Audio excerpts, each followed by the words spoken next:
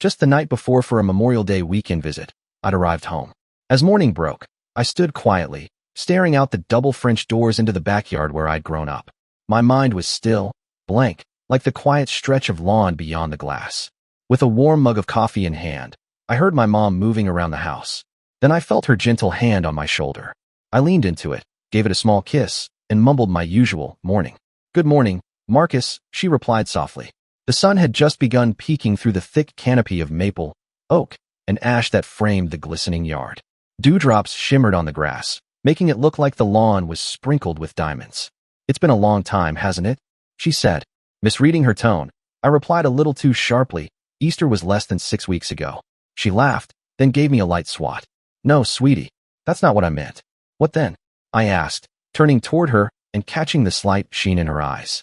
"I was just remembering you and Terry playing out there, running around, tossing footballs, laughing." Her voice trailed off, lost in memory. I let myself drift into the picture she was painting. 2 boys racing through the yard, squabbling, shouting, laughing. Just being brothers. Turning my head, I kissed her cheek gently and said, "I miss them too." My voice cracked slightly. It's been 5 years, and I still miss them. I was just shy of 28. I was 23 when my dad and Terry were killed.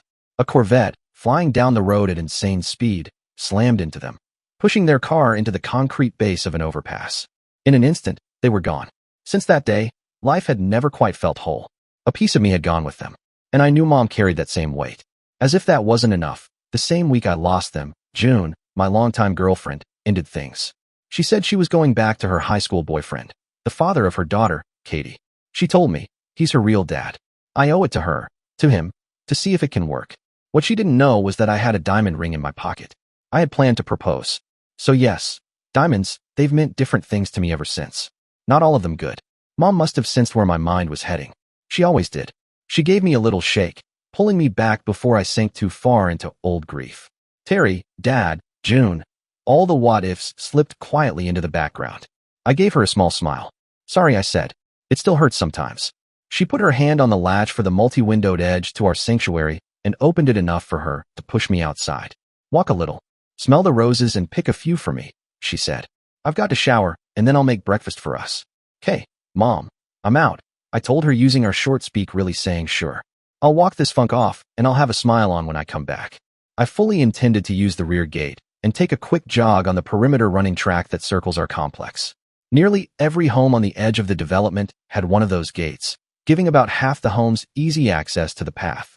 It also made it convenient to walk over to a friend's yard without using the street, perfect for when you just wanted to pop by quietly. Growing up, we boys spent plenty of late nights exploring the neighborhood, often ending up in someone's backyard for an impromptu hangout. As I crossed the spacious, well-kept lawn, feeling the dampness seeping into my lightweight jogging shoes, my eye caught the old ladder.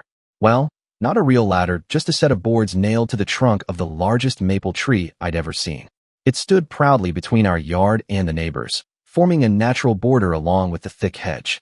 Years ago, my dad and the dad next door had teamed up to build a small but sturdy tree house for us kids. The boards on our side lined up with the ones on theirs. They built it when I was around 5 and my brother was 6, and it quickly became a favorite spot. Next door, Russell was my brother's age, and even though I had no choice in the matter, Belinda was my age. At first, it didn't matter that she was a girl. We all played together. After a few years, I guess when we were about 10, things changed. She and I were the best of buddies back then. Like one of the guys, always laughing, always up for fun. But something shifted. She started trading dirty shorts and torn t-shirts for neatly pressed sundresses and skirts. The change hit me harder than I expected. I remember it clearly. She wasn't the same carefree friend I'd grown up with, and suddenly, we weren't as close. I missed that version of her, the one who climbed trees and raced bikes, who never cared if her clothes got ripped or her shoes got muddy. Thinking about it now, as I stood at the bottom rung of the old treehouse ladder, I couldn't help but wish we could rewind time. Just for a moment. Just to feel that kind of friendship again, the kind that made everything simple. The kind I had with Lila. Nostalgia tugged at me. I glanced back at the rear gate, then up at our childhood sanctuary. My hands found the rungs instinctively, and muscle memory carried me upward. I poked my head through the old wooden opening and took in a deep breath. It still smelled like it used to, warm wood, leaves, and 1,000 memories. Old wood, weathered from the years, a hint of sweetness from the maple tree combined with my memories, and I smiled. I grabbed at the lifting rope, one that helped with the last jump to get into our playground and hefted myself inside. My butt settled on the floor, and I dangled my feet, swishing them back and forth as I had done hundreds, perhaps 1,000 times in my youth. It was just as I remembered it. I smiled. The hands were there still, a little faded, but still all over the wall. It was a calendar of our lives. As we neared each birthday, we would all trace both of our hands and put a number above it. I wish it had been my idea, but Terry thought of it the first day we went into the newly built kids' home our fathers had put together. I found my first imprint with a 6 above it. I placed my hand over it. How tiny my hands were then. One hand today covered both from that time so well past, but not forgotten. There were sets of our hand prints, scattered over the wall, for all of the years as time had progressed. Then my eyes settled on the pair I was looking for. It had set of 2 hands, my left and Lila's right, inside of a heart. A 14 was there too, with a double circle around it. My left hand and Lila's right. Together. Nestled together in the heart. I smiled. We had been 14 when I found a new friend in an old one. Oh, to go back to that time. Our first time. My eyes caught the phrase I had written when I was 10. Girls suck. Scrawled in 5th grade letters, about a foot above the floor. The letters rested about an inch above a wooden box. A box that back then held whatever treasure or game we wanted to play. I was sure it was empty now. Just sitting there, covering up my past, our lives.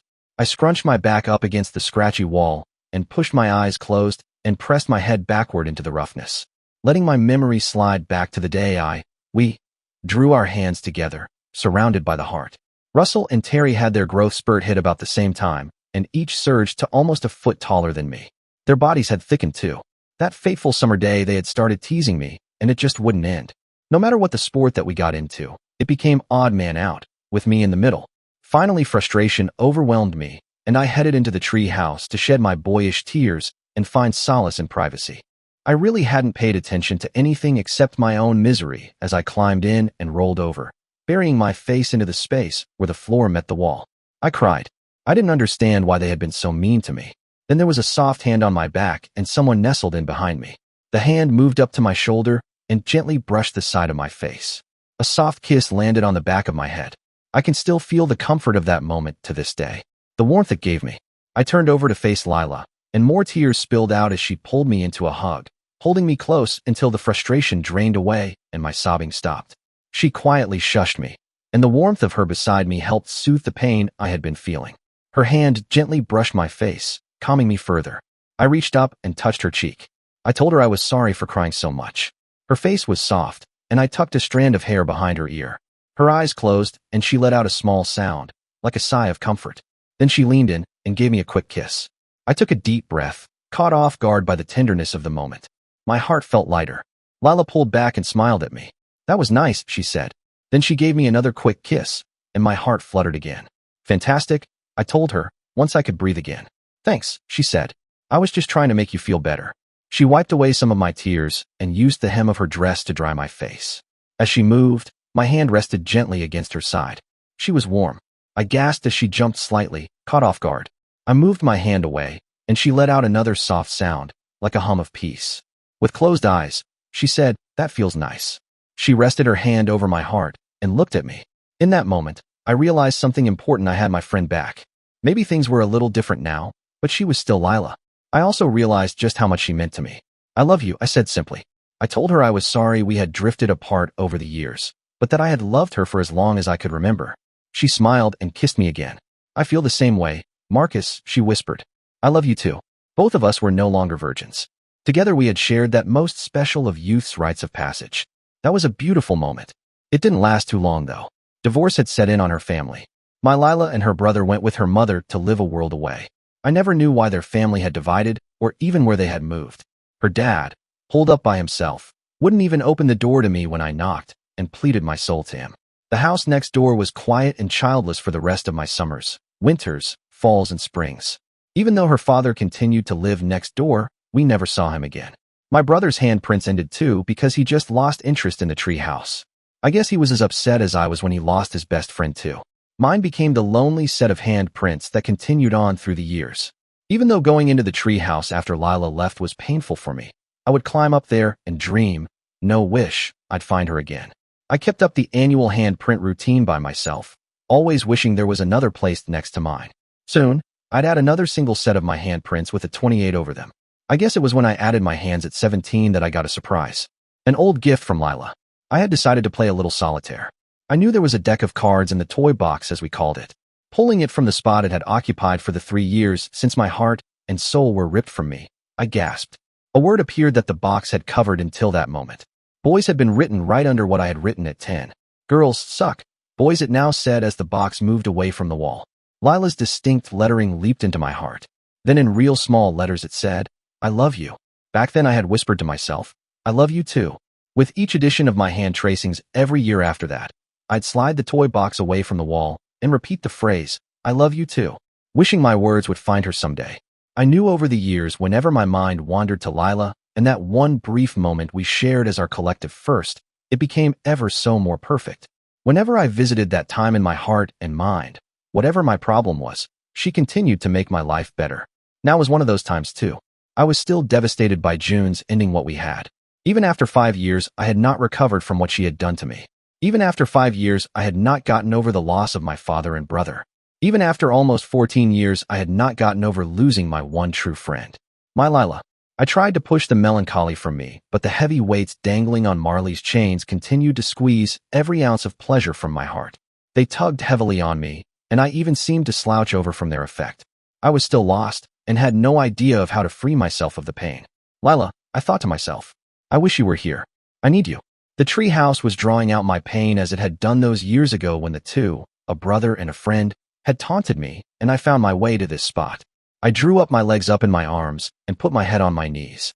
I felt my eyes moisten and a few tears fell on my legs. Oh, how I could have used my old friend Lila. I shook my head and whispered softly to myself, Lila, where are you when I need you? I let the sobs shake my shoulders. I needed to let it all out, get it all out, and move on and live my life. Once more, through my sobs, I whispered softly to myself, Lila, I still love you and need you. Where are you? I heard a rustle in the tree house. Then, there was that familiar hand, nestling on the back of my head. A familiar kiss to the side of my head and the welcomed whisper in my ear, Marcus, I'm here. I didn't question the how or the why or the way she got there, but she was there beside me, holding me, soothing me. Niagara Falls opened up and all the pain and anguish flowed out with my tears. She kissed me again, affirming she was actually there and not my wishful imagination. She pulled me against her, took up a handful of her soft sun dress and wiped my face, drying my tears like she had done when we were 14. I reached over and slid my hand across her face and slid it behind her ear. Then I reached behind her neck and pulled her slowly, gently to me. Our faces met, our lips joined, and the jolts went through me. I sighed. Lila, how? Was all I could say. You know, my dad never sold this place and lived here alone. He told me and my brother a few months ago he was going to move away and that whoever wanted it could have it. Russell has a family and is tied to his community. Me, well, I tried and failed. The last of 2 serious relationships I had worked hard at just fell apart. Anyway, I moved back here just a week or so ago. I honestly never expected to see any of you again. I wished it, hoped it, but never even knew if your family was still here. I stopped in last weekend to say hello, and your mom told me you might be here for a few days this weekend. Then you climbed up into our tree, and well, you know the rest. Hugging her tightly, I told her, oh God, how I have missed you, and wrapped my arm around her. Our bodies shifted until we were lying side by side on the floor, holding each other close, gently brushing each other's face and hair. With a soft laugh, Lila teased, asking if I wore any underpants. I smiled and said no. After a short pause, I asked, how about you? Not today, she replied with a giggle. I want to see, I said, echoing something she had once told me long ago. I want to see. Lila playfully lifted the hem of her skirt. I leaned against her chest, resting my head there, feeling the warmth of her presence. She reached out and unfastened the button on my jogging shorts, the sound of the zipper mixing with our quiet breaths as we lay close, feeling the intensity of the moment. I love you, she said. I love you too, I replied. She gently climbed on top of me, holding me as she had in the past, and we embraced tightly. There was something incredibly soothing in her closeness, her presence, her familiar scent. We kissed again and again. In that moment, nothing else mattered. I had my friend back. I had my Lila back. And I knew I was never going to let her go again. Marcus, are you up in that old tree house again? I could hear my mother saying as I lay there tightly hugged against Lila. Yes, Mom. I'm up here, I yelled back as I lifted my head up and leaned over my best friend ever to answer my mom. Lila giggled softly. I'm sure it was because we were sort of nude, and what if my mom decided to come up? My mom called up, Breakfast is ready. Hurry up, or it will get cold. I yelled back, okay, I'll be right down. I waited for another response. None came. When I leaned over to the climbing hole, I could see her back retreating toward the house. Smiling at Lila, I asked her if she had eaten yet. With a shake of her head, I told her, come on, let's go eat. When I strode into the kitchen a little while later, I had my two hands behind my back, concealing Lila and holding onto her hands. Turning her head from facing the stove as she scraped bacon from the griddle onto a serving platter, my mom looked askance at me and then a raised eyebrow, saying, you look like the cat who just caught the canary with that huge smile you have on your face. I'd not be the least bit surprised if you were dusted with feathers from that grin you have. Pausing for a moment, she looked at me. Then, proving that you can never outwit your mom, she added, and where's Belinda? Peeking around me, Lila said, hi, Mrs. Trainer. Belinda, don't think I didn't see you scampering up that tree to the rickety house up there real early this morning, she said with that knowing smile of hers. I glanced down at that beautiful face smiling up at me from just above my hip. She giggled at me, and I pulled Lila forward, under my right shoulder. I kept hold of her right hand in mine all the time. I really didn't want to let go. Well, Belinda, my mom said, I'm glad you and Marcus got to see each other. I don't remember a time lately when he's had such a great smile on his face. White crimson flowed over my face, and I'm sure Lila's too, when my mom winked at us both, proving she knew more than she was ever going to let on that she knew. It's hard to put anything over on a mom. It's in their genes. Lila giggled and demurely put her left hand over her mouth. Yes, Mom, I said. It is great to see my old friend again. She always made me happy when we were kids. Then my mom commented, it sure looks like she's made you happy today. Again, giving out that knowing smile moms seem to always have at the ready. Turning back to the stove, my mom continued to put the rest of the bacon and sausages she had cooked onto the platter. I looked over at the table, and of course, there were 3 places set. Moms. They know everything. I nodded to the table, and after she glanced where I had signaled, Lila squeezed my hand and smiled broadly at me. Coffee? I asked Lila, and she said, sure. I finally let go of Lila, and she moved over to sit at the table. I grabbed the coffee maker pot and filled the cups on the table with the steaming fresh brew Mom had made. Creamer and sugar were already there, waiting for us. Lila exclaimed, hazelnut, after a sniff of her cup. My favorite, I commented. Looking up from her cup, Lila added, mine too, with smile toward me.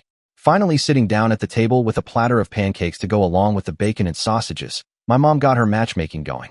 Seems like you two have a lot of likes together, she said, not ever seeming to have that know-it-all smile leave her face. Lila and I burst out laughing after we both answered, yes. At the same time, now that that's settled, my mom told us, eat.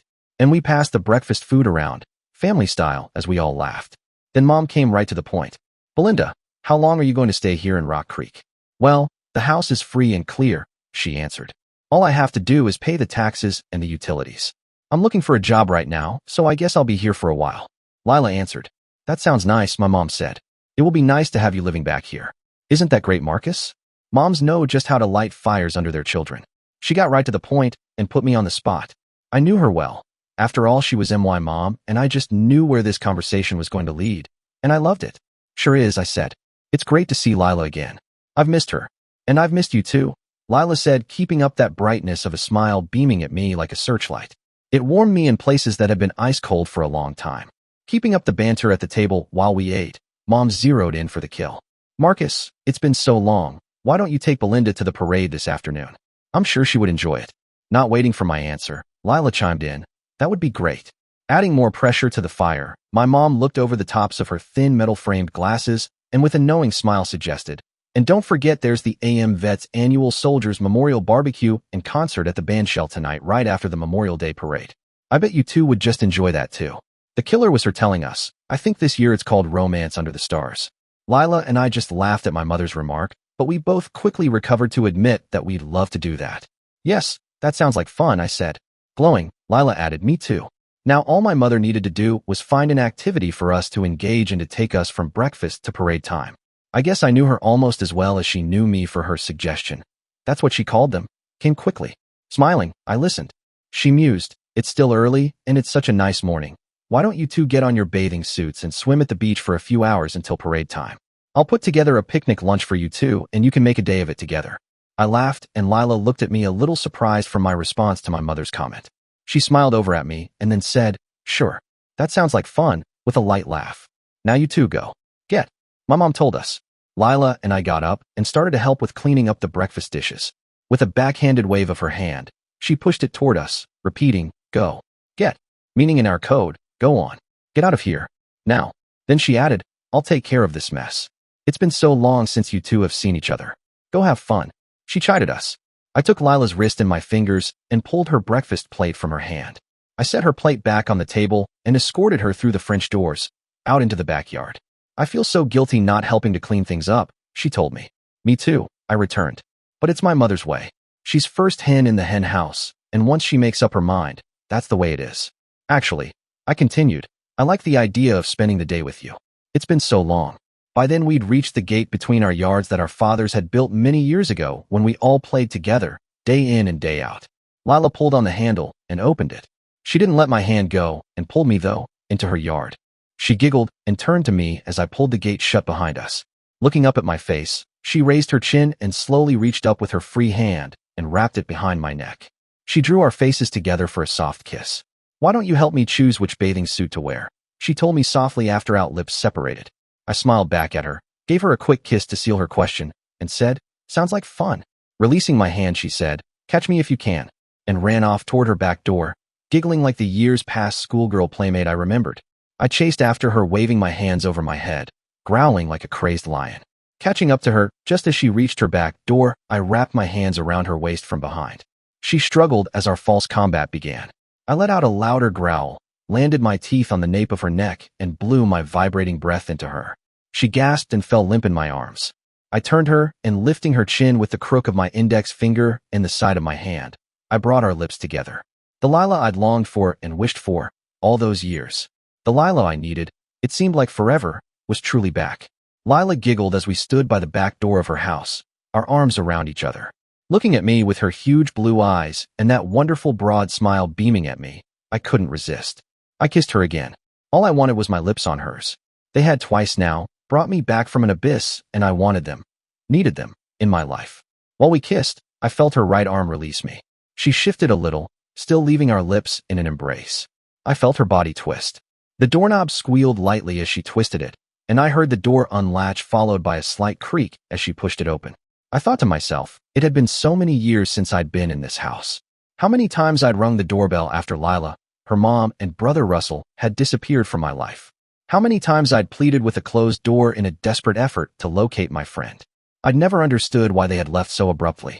I'd never understood why Lila never wrote to me or Russell to my brother Terry. There was so much that I didn't understand. So much that I wanted to know over the years. But as our lips separated and Lila dragged me inside of the sanctum that had been closed off to me, I just let those questions slide from my mind. I glanced around the kitchen where the four of us had once played during rainy days, raided the refrigerator, and stirred up all kinds of harmless mischief. Turning slowly, I took in every familiar detail, soaking in the memories. Then I returned to the present, where a warm, radiant smile greeted me. She leaned toward me, arms outstretched, and we embraced. Her hands moved gently over the back of my head and down to my shoulders, and I felt the comfort of something I had missed deeply. I held her tightly in return, my hands moving from her waist to her back, pulling her close. She let out a quiet breath, and I closed my eyes, lost in the feeling of being close to someone who had meant so much to me. My hands settled at the base of her back, just holding her, as if grounding myself in the moment. A flood of emotion rushed through me. Connection, history, the overwhelming feeling of something once lost now returned. I drew in a sharp breath, overwhelmed, and she seemed to mirror it. "Oh, Lila," I said softly, drawing back just enough to see her face. "I've missed you. I've missed growing up with you. I've missed being your friend. I've missed everything." She nestled her head against my shoulder and whispered, "I've missed you more." I started to respond, to tell her that couldn't possibly be true, but as I leaned back and looked at her, something shifted in her expression. She placed her hand gently over my lips, her fingers resting along my face, and said in a quiet but serious voice, "We have so much to catch up on, Marcus. So much." Then her smile returned, lighting up her whole face. "But for now I need to pick a bathing suit," she said playfully, dashing away and calling over her shoulder, "Catch me if you can." I burst into laughter, heart light with joy, as she sprinted out of the kitchen and up the stairs. I didn't even need to see her. I already knew where she was headed. We'd spent countless hours in each other's rooms growing up, and those memories were still fresh. Lila ran into her room just a few steps ahead of me, and, as always, closed the door right in front of my face. It was all part of our childhood game. Knock, knock. I called, giving the door a playful thump like I had done so many times before. Who's there? Came her gentle reply. The big bad wolf. I answered, playing along. Let me in. Let me in. Not by the hair on your chinny chin chin. She replied, barely holding in her laughter. Then I'll huff, and I'll puff, and I'll blow your door in. I declared with exaggerated force. As always, I let out a heavy, dramatic breath and turned the handle. The door opened without resistance. Back then, she would have hidden and waited for me to find her. But this time, she stood there with open arms, welcoming me in. But you don't have any hair on your chinny chin chin, she teased. We laughed, hugging once more. I've missed my little Red Riding Hood, I said softly. And I've missed my big bad wolf too, she replied with a smile. After a pause, I asked, weren't we talking about bathing suits? Lila giggled. Yeah, I want to give you a preview so you know what you're dealing with. She motioned to her bed. Now sit. I've got some decisions to make. I looked around, and it seemed as if I was back to when I was 10, the last time I'd been here. Back when I'd lost my, almost brother, and before I'd gotten a taste of my first lover. Everything seemed to be the same, as if her room was caught in a time warp. There were a few additions I didn't remember though. A few stuffed animals I figured must have been added during the few years after I lost my buddy, and before she left abruptly, just before she was 15. There was also a trophy I hadn't seen before. I guessed was from her dance class. One they'd won in a competition when she was 12 or 13. How time flew back then, and not. I thought to myself. I let my mind wander to times I'd seen her shifting and dancing on her back lawn. Many times I'd climbed up the tree to peer over at her moving to a tune spinning in her head, or even hummed as she worked on dance steps. I was both sad and pleased back them as I watched her. Sad because she was swaggering her hips and making motions not like my buddy, but that girl she had moved on into. Yet, there was something that pleased me in her smooth motions. Something that even now, was nice to remember. Turning from her dresser, she had some material in her hand. Watching me for a second, looking about at her things, Lila told me, it's been a while since both of us have been in here. My dad didn't touch anything in here. He just left it. I did have to dust it, but everything is just about the same. Then echoing my thoughts almost exactly, she added, it's like a time warp hit this room. When I got back here last week, she continued, I almost felt like I was 14 again. My first stop was the tree house. I have such nice memories there. I was so surprised to see you kept up the handprints.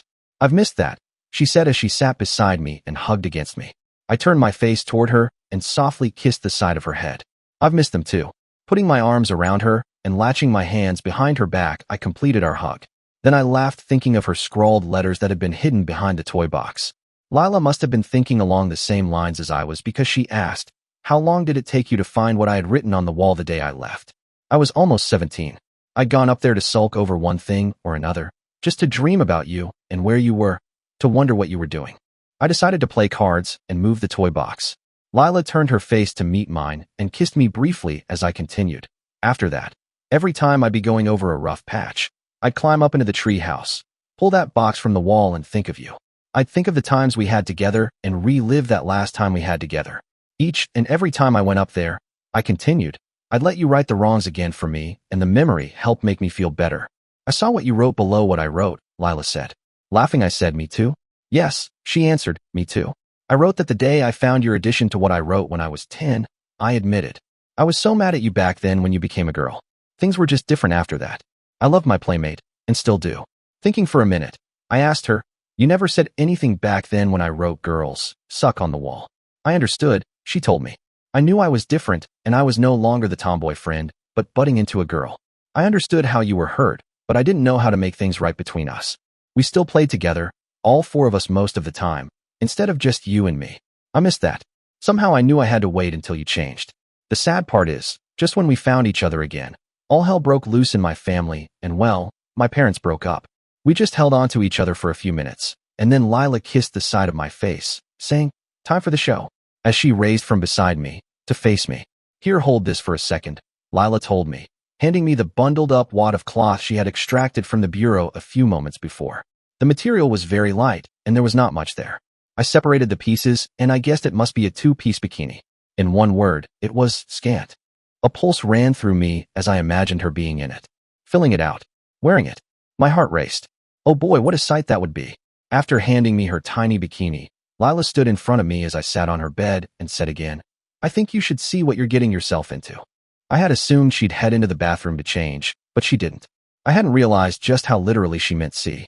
It quickly became clear that she intended to be fully open, nothing hidden. no filters. With her back to me, Lila reached for her sundress at hip level and slowly gathered it upwards, bunching the fabric into her hands. Once she'd gathered everything hanging below her grip, she turned her head and glanced over her right shoulder. From where I sat, I could see the length of her legs and the graceful taper of her form. When she turned to face me, I noticed the lightness of her frame and the way her dress hung loosely over her. It didn't cling or reveal, but neither did it completely conceal. The air felt charged not with tension, but with trust. Yes, I was looking at her, and yes, I was trying to take in what she was showing, but more than that, I was seeing her. Maybe I got caught in the moment, because she soon asked, "Do you like what you see so far?" It's like watching a curtain rise and wondering what the story will be, I told her. Then, catching myself, I quickly added, "Yes, I like what I see you, asterisk. That's what matters to me. Not just appearances, but who you are fully." Lila's smile widened as I spoke. I think she already knew how I felt, but she needed to hear it aloud. "Curtain going up," she teased, turning again and looking over her shoulder with a playful glance. She slowly lifted her dress above her head, holding it there a moment before letting it fall to the floor like a wave. I'll admit, I gasped not because of what was revealed, but because it was the first time I'd seen her that vulnerable, that open, that unguarded. Her form, the gentle curves, the way she carried herself, it stirred something in me. My eyes followed a natural path down her back, noting the quiet strength in her posture. Just above where her lower back met her hips, a small red rose tattoo caught my eye, its color standing out softly against her skin. "I love your tattoo," I told her. Then I realized that the leaves on either side of the rosebud petals were actually small hearts. The one on the left had centered in it a single fancy old English script L, and the one on the right had an M. Reaching out, I brushed my fingertips gently over the rose and changed what I had said to, "It's fantastic. You see, I've remembered you all these years too," she said as she lowered her hands to her hips and then slid them forward as I soaked in the sight before me. I'm sorry to say that I have to admit again that I'm a guy, because I let my gaze fall from that great tattoo of hers on the small of her back, down between her cheeks, and drank in the sight of her rose petals of flesh below. I haven't had a lot of girlfriends, but I have been with a few. A female's rear view has always made my heart sing and my mouth water. The internet has also given me some voyeuristic satisfaction of that view too. I guess men through the ages have enjoyed such a pleasurable sight, ensuring the forward part of woman's hips naturally dip down just enough so that view from behind is possible. I chalk that up as a win for evolution. If you don't happen to believe in evolution, that's okay. Just chalk it up, that view, as a great benefit to the male of the human species. Also, I will admit, none, ever, could hold a candle to the view in front of me. I let out a soft surprise of a laugh looking where I was, and Lila knew just what I was thinking. "I know. I'm leaking a little," she said with a laugh of her own. "I don't think your mother noticed when I cleaned up at breakfast," I said. I made sure to toss the napkin so she wouldn't suspect anything. Lila giggled, and I didn't want to leave a mess on the chair. I laughed at that. Then I looked at her seriously. Lila, she knew. I'm sure she knew. The way she smiled through breakfast, the things she said, it all told me she figured out what's going on between us. And I think she's happy. I really do. Lila nodded softly. "Yeah, I guess I know that too. You can't get anything past Mom's." We both laughed at that. Then, after piecing things together in my head, I added, "You know, I'm starting to think she set us up. She practically insisted I'd be here this weekend." "I'm glad she did," Lila said. "Me too," I replied. Still smiling at me, Lila turned slightly, and I looked at her from the side. I noticed the soft curve of her waist and how graceful she looked. I remembered how close we'd become recently, and while part of me longed to reach out, I held back, simply taking in the moment. As my eyes moved upward, I saw her relaxed posture and the way she carried herself with quiet confidence. I hadn't really seen her in good lighting until now. Most of our time had been in the shadows of the tree house. But here, seeing her in the morning light, it just felt real. "You're beautiful," I told her. "Like, it actually hurts a little." Lila turned to me, laughed, and gave a little curtsy. "Why, thank you, Mr. Trainer. Compliments are always appreciated."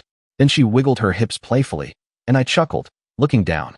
Her hands rested just above her hips, and I noticed a heart shape formed by her hairstyle.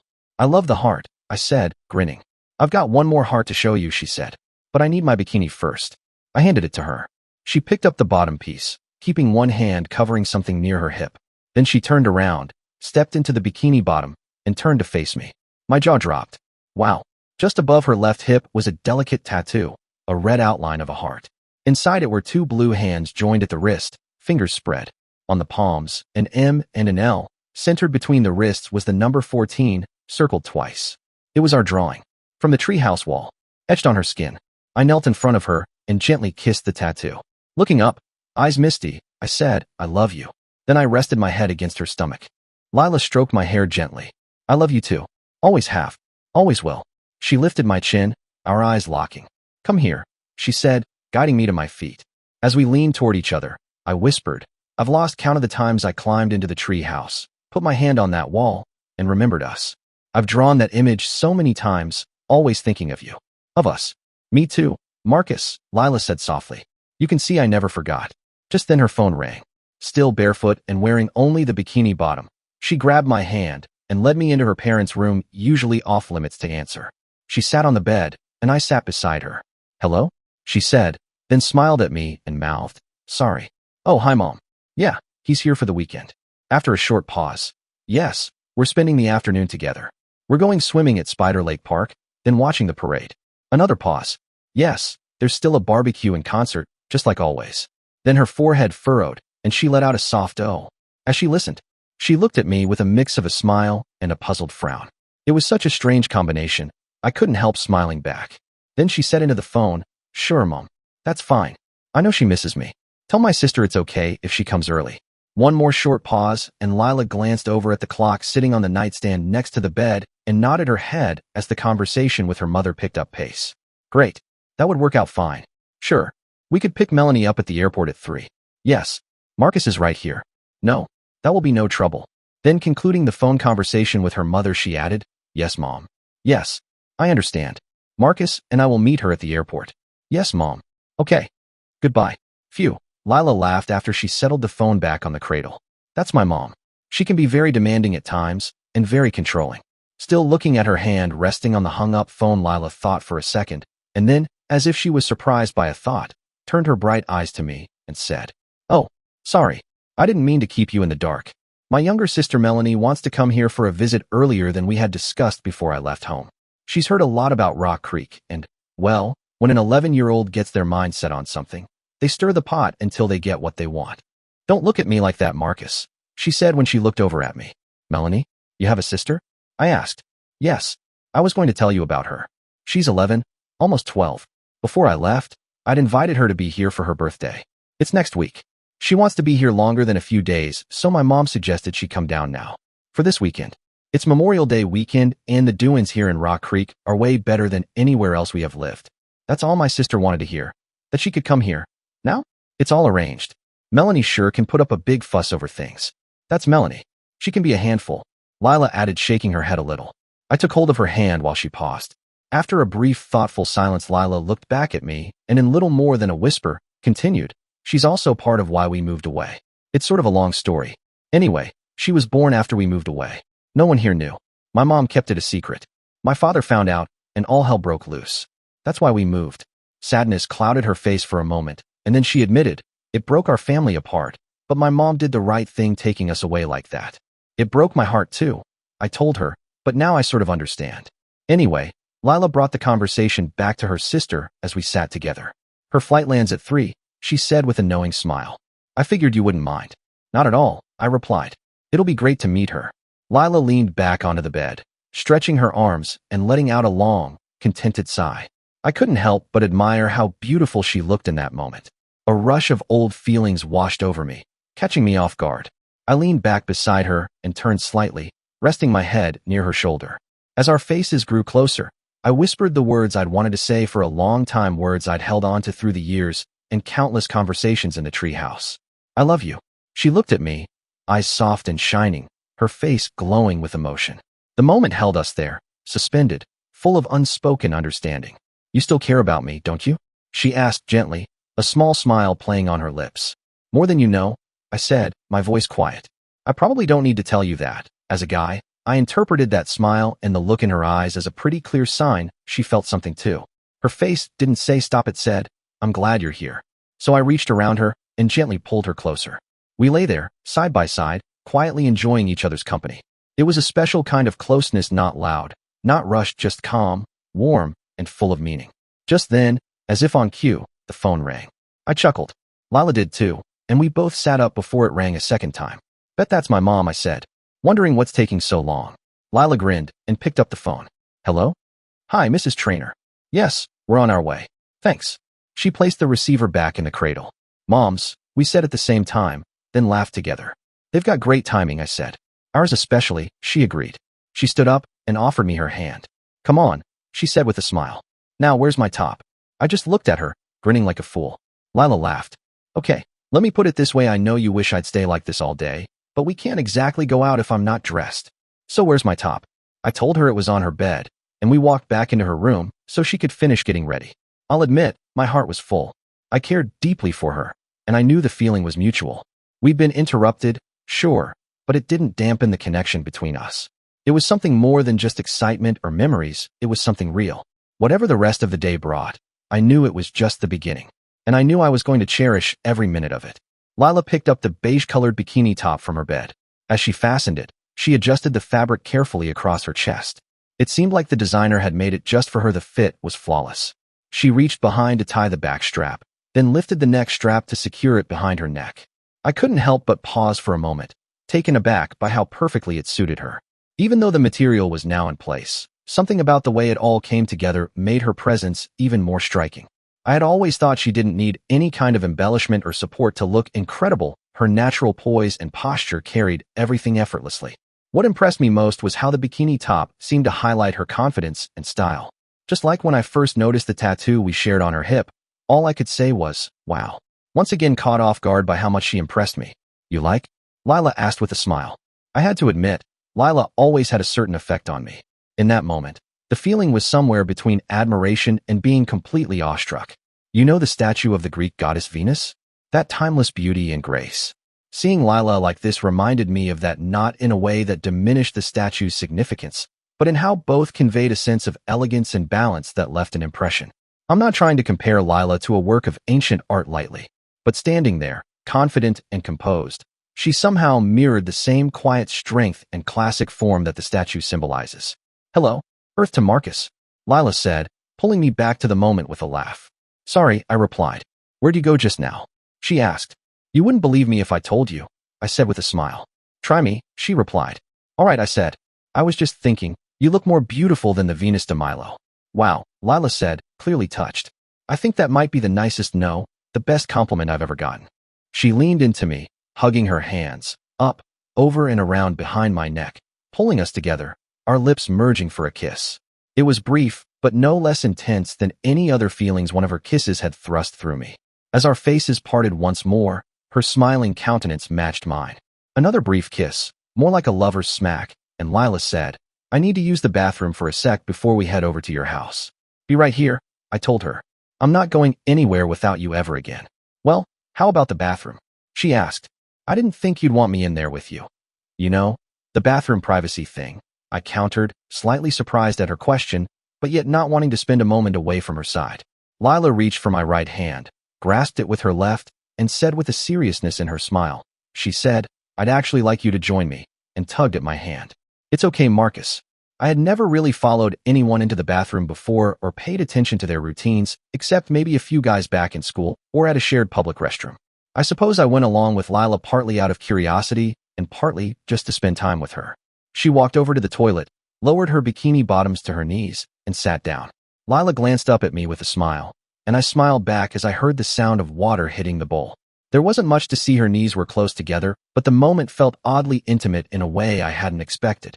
Honestly, I didn't see much at all, and it's not like I was trying to look too closely. Still, I happened to notice something just beneath the heart tattoo on her left hip before her posture covered it. It looked like there might be some writing beneath the design, in what seemed like old English-style script. As I thought about it more, I realized it might have been my name written there. I found that kind of sweet, even if I didn't understand why she'd kept it hidden before. I figured she had her reasons. Soon Lila released my hand, and her flow stopped. Grabbing some toilet paper, she swiped herself dry. Then things became just a little more intimate. She asked me to take the washcloth hanging from the hook next to the sink and dampen it for her. I complied, and when I handed it to her, she spread her knees as wide as the bikini tied between her knees would allow and rinsed herself off. That's better, she said. I was getting real sticky down there. I can imagine, I said, and then she asked me to hand her one of the tampons from the box in plain view on the shelf under the bathroom mirror. She ripped the paper wrapper off and handed the waste to me. As I dropped it into the basket, Lila slid the tampon in, extracted the applicator, and as before, handed the waste to me to dispose of. As I turned back from dropping the applicator in the basket, she stood up, pulling her bikini up while telling me, "Now that's better. I won't leak all over the place anymore." Girls sometimes amaze me. No, that's not right. Lila amazes me. Who'da thunk that we'd be here in her bathroom, all natural-like, and share such an experience together? I thought, no hoped, there would be many other experiences like that we would share. More surprises came immediately to me as she said she needed to wash her hands, adding, "If you need to use the toilet yourself, be my guest." Like I mentioned, I'd been toilet buddies with some guys at school, but this would be a first for me having a female bathroom buddy. I didn't need to pee, so I lifted the toilet seat, unzipped, and whipped it out. Well, okay, that sounds a little gross. To be more correct, I pulled it out and aimed. I experienced the shy bladder syndrome, and it took me a bit to get my urine flowing. As you might have guessed, I'd pretty much, for the last umpteen years, had plenty of privacy in the bathroom. It wasn't that Lila was leaning over me and watching. It's just I haven't had much recent experience at all with anyone present. Except, of course, for urinals and public restrooms, where, by the way, there are modesty shields on the sides of the urinals. So there I was, struggling to get my stream started, while Lila washed her hands. Soon the water in the sink stopped, and I could hear her drying her hands. Then things got real nice. She edged up behind me, placed her right hand on my right shoulder, and kissed the left shoulder blade, telling me, "I'm going to put on my dress and get my sandals." Okay, I told her, and I really didn't want her to leave. I loved the closeness with her holding on to me and kissing me that way. It was almost a loss when she did head out into her bedroom to finish getting dressed. Just as I flushed, she called from the bedroom, "I'll meet you downstairs.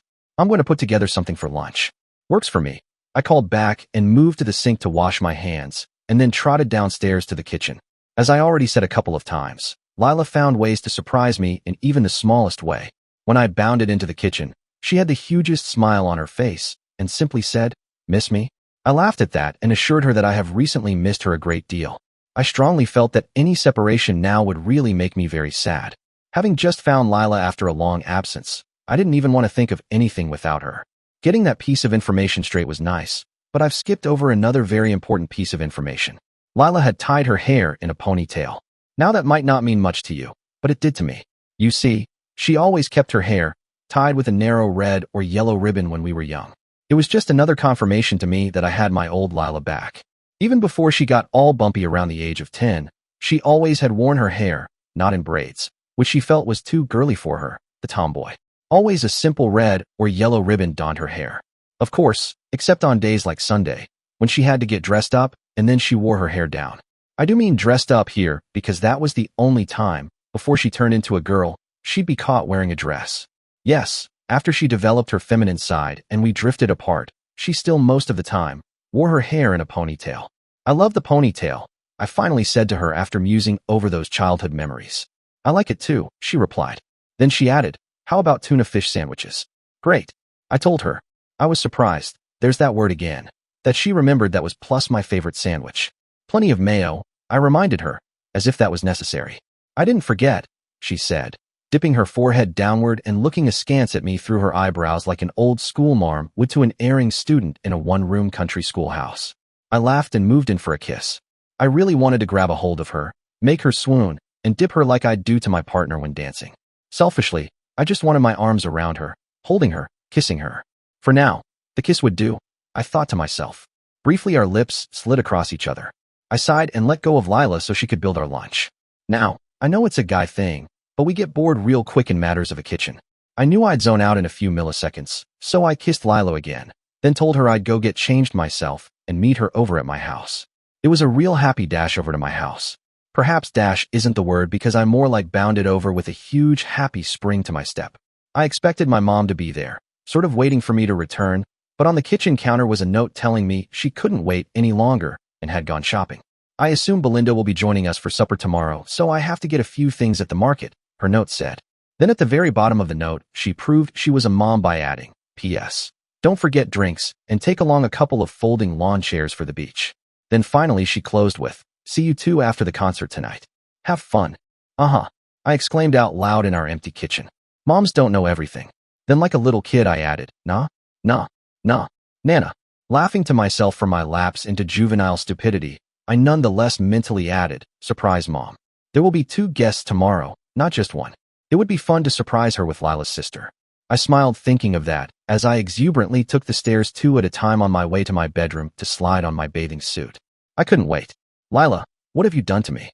I said out loud as I slipped off my shorts. I was looking at myself in the same mirror I had years ago as a kid, and that's who I saw now.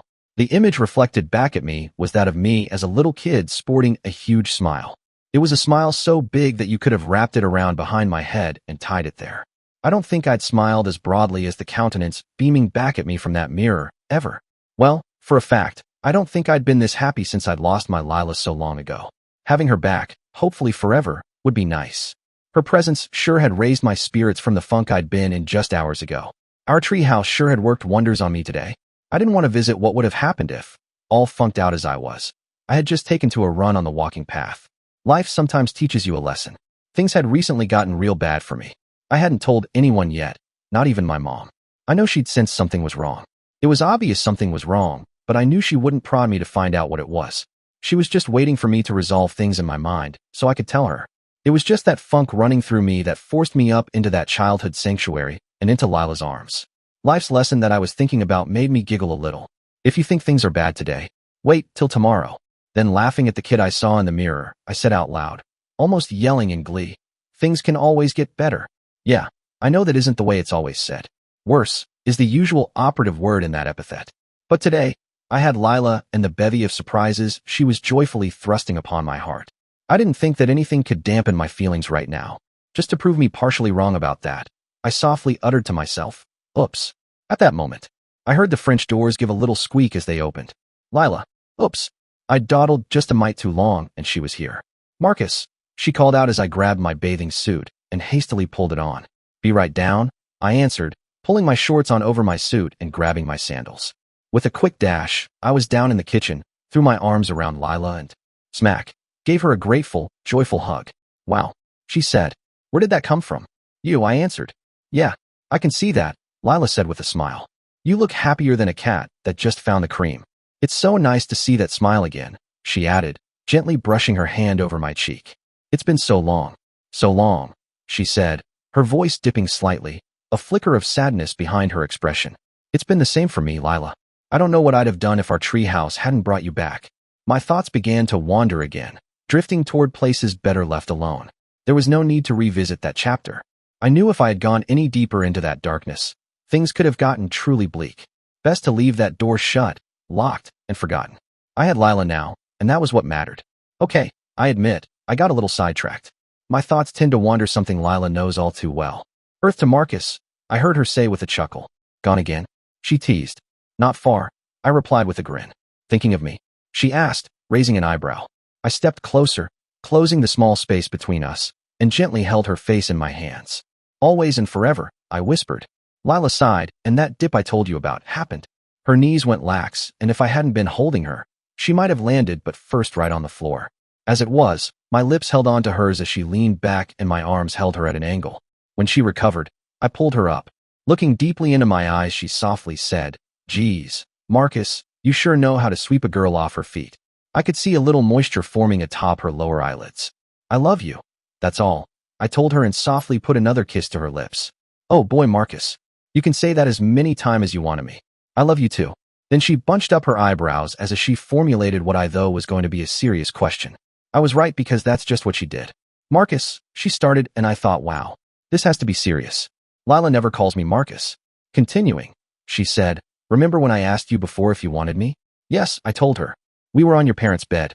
Well, I'm not sure you understood what I was asking. Oh, I replied. I know that you wanted to have sex with me. Right then and right there.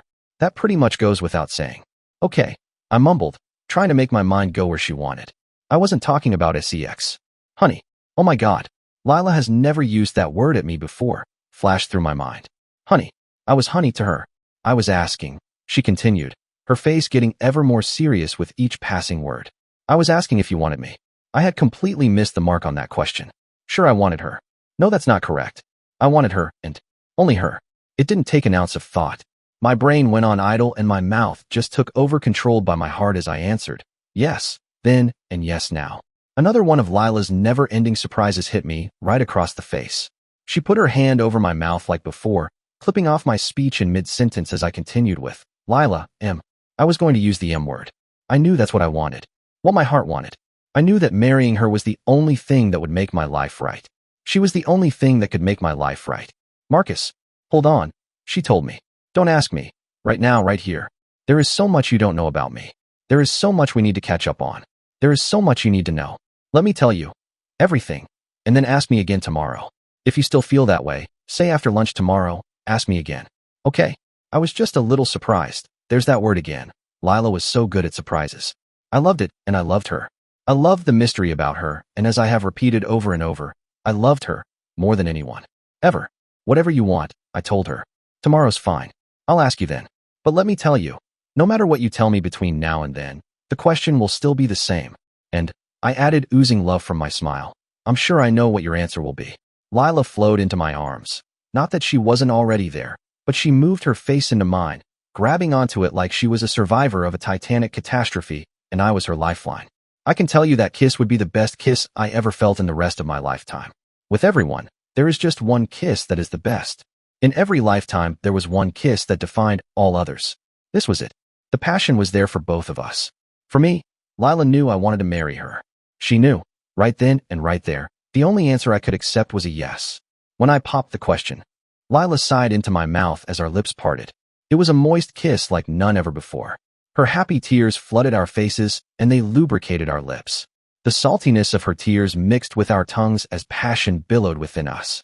Her hands caressed my face, and peace that I had never felt covered me over. This was the love I had always wanted but never knew existed. This was the kiss, and I never wanted it to end. If I died that second, it would have been worth it.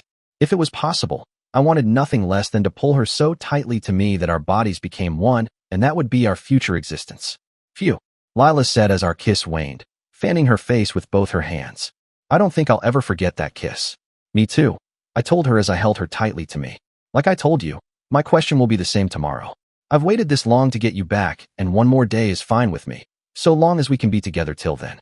Lila smiled at me as she stood back on her own 2 feet and echoed what I had told her earlier. Sounds like a plan.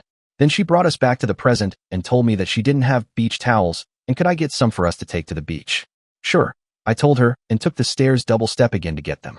Back down in the kitchen, with a smile on my face, I leaned into her for one of those brief kisses that lovers pass back and forth.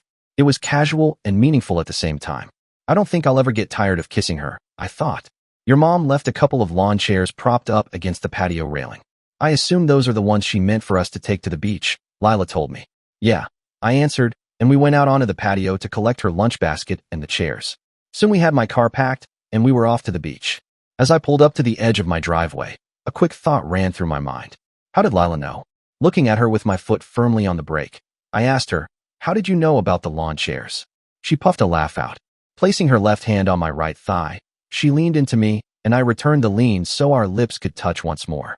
Oh, those fabulous lips, silken against mine. Interesting question, she said as our lips separated by less than an inch, and she looked intently into my eyes. That kiss had cleared the benches of my mind, and I blankly thought to myself, what question? It would have been stupid for me to ask her, but I'm sure Lila realized I had zoned out, again. So she just continued, the note, Marcus. The note your mother left on the counter. I read it while you were putting on your bathing suit. Yeah, I knew you hadn't put it on before I arrived. I could hear you stumbling around after I got into the kitchen. Then she added the clincher. And what was that, nah? Nana, all about I heard as I was walking across the lawn. I'll bet it was because of the 2 in the note, rather than the 3 that will be there. Right? She asked. Oh my God. I thought. Women. You can't put anything over on them. Or was it moms? Whatever. Either way, I'd been found out. Yeah, I sheepishly answered her. Guilty as charged. Now drive, she told me. Obeying my one and only love, I pulled out into the street and headed for the beach at Spider Lake Park. I pulled my Hyundai Accent out onto my cul-de-sac of a street and through the maze of roads in my development toward the main entrance. If you didn't carefully watch where you were going in here, made a wrong turn, you would be lost in a quick moment. For the uninitiated, it could take them a while to become untangled. As I maneuvered through the maze, Lila kept silent, but her ever-present hand remained on my right thigh. When I got to the community's exit, I headed toward the interstate. Once we hit the main road, steering was not twisty-turny like development driving. I freed my right hand, and soon it found its way to Lila's. Out of the blue, for no reason at all, I thought about my choice of cars. I started to tell Lila about it, I guess, just for conversation. I'm glad I wound up with this car, I told her. Why's that? She asked at my seemingly unusual conversation subject. Well, I told her, I wanted a small and inexpensive car. Whatever it was, my budget could only support one no more than about $10,000. So my choices were limited.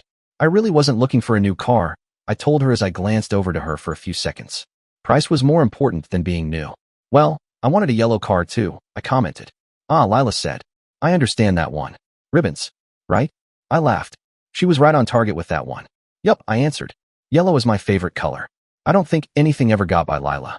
She absent-mindedly brushed her hand over the red ribbon in her hair as she slyly looked over at me to tell me, hair ribbons. Yellow and red are my favorite colors, she said. Anyway, I was shopping for a 3-door Hyundai Accent and love their yellow. Unfortunately, everyone seems to want the yellow. That model comes in lots of colors, but it seems that is the only Hyundai model that comes in yellow. They were out of stock in yellow. So, I asked the salesman if they had it in red. Nope, he told me. Just black. White and gray are the only colors we have on the lot, he said. I thought for a minute. Not one of this year's model was in stock, was in red either. I like the idea of the 3-door model, and the Accent is the cheapest Hyundai. Like I said, the one that fit my pocketbook. Looking at his stock book, the salesman told me they did have last year's model in red, and he'd match the price. Voila, 4-door red Hyundai Accent. As we passed a sign telling us that Spider Lake Park was 20 miles ahead, I paused and smiled at Lila. Now, I'm glad I got the 4-door model. I never thought I'd have any passengers, and today, I'll have 2 after we pick up Melanie at the airport. Also, I continued, the Accent has nice trunk space. Even with the chairs, cooler, and the towels, there's plenty of room for luggage. Lila just rubbed her hand up and down my leg acknowledging my comments. Then she added, I like this car too. 4 doors is nice for other reasons like shopping, as is a big trunk. Marcus, it sounds like you made a good deal buying this car, Lila said as we neared the park's exit. I think something like this would be great for me too. No car? I asked her. Nope. And it's not even part of my long story either. Well, actually, I guess it is. Anyway, I had gotten a car with my last boyfriend, and well, when we split a month ago, he took the car and disappeared. Actually, to tell the truth, the car was in his name, and he made all of the payments. I just put gas in it when I used it. He had a motorcycle too, so I could use his car anytime I wanted. My move down here came quickly after we split, and I haven't gotten there yet. Getting car, that is. So not only am I careless, I'm carless, she said as she paused. Your mom offered me use of her car if she wasn't planning to go out. So I do have occasional transportation, but I've got to do something real fast, Lila said, wrapping up her story. We pulled off the interstate and wound our way to the park entrance. I paid the modest park admission fee and drove on to the beach parking lot. It was only about 1/3 full. I smiled at Lila and said, don't look too crowded. Doesn't. She chided me, and I shot right back at her. No, it don't, does it? I turned to her with a huge grin on my face and let out a laugh. She slapped my thigh as retribution for teasing her, and we shifted out of the car. After grabbing the contents of the trunk, we walked down to the beach. Well, it wasn't a lot of beach. There was some white beach sand there which made walking around and lying down more comfortable, but it wasn't natural, if you get my drift. Spider Lake is a weird place. It's a nice-sized lake right at a small geological rift. Mainly here in the Rock Creek area, most everything was on top of just that, rock. Right here at Spider Lake, the bed was shale. At some point the shale had cracked, and while one part, the beach area, tilted just a little, creating a nice shallow swimming area, gradually deepening to about a depth of 5 feet. About 50 feet out, the other part of the lake bed had cracked and sunk. Out there was an immediate drop-off to about a 30-foot depth where swimmers and divers could enjoy deeper water. Most mountain lakes are blessed with a muddy bottom and the water is brown, filled with decayed leaves and loam. The shale beach wading area was nice to walk on without the benefit of the mud. Also, the lake was called Spider Lake because from the air, the lake looked like a spider with 8 small streams running into the lake forming spider legs. Rock Creek was the outflow, twisting down past the town and eventually into a larger stream. Another benefit of the streams that fed Spider Lake was plenty of water constantly flowing into the lake. That ensured the lake water would not stagnate. It was estimated by the conservation department the water changed twice a week. Always fresh and always clear. Perhaps the water was a little cool, but it was always fresh. In hot summer days, the little coolness of the lake was a huge plus. I must admit I was surprised there weren't more people at the beach, it being a holiday weekend and all. But that made it so Lila and I easily found a great spot not too far from the water's edge and set up camp. Well, not a camp, but we did set up the lawn chairs and spread out our towels on the sand. Also, with not a lot of people there, the beach was not filled.